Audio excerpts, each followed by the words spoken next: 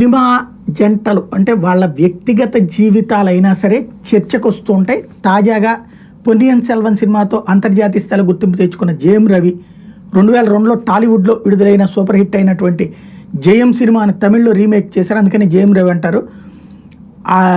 ఇతనికి ప్రస్తుతం వచ్చేటప్పటికి భార్యతో విడాకులు తీసుకున్నారు. ఆ విషయాన్ని స్వయంగా చెప్తూ జీవితంలో ఎన్నో అధ్యాయాలతో నిండిన ప్రయాణం, ఎన్నో సవాళ్ళను ఎదుర్కోవాలి. మీలో చాలామంది నన్ను ఆదరించి నాకు మద్దతుగా నిలిచారు.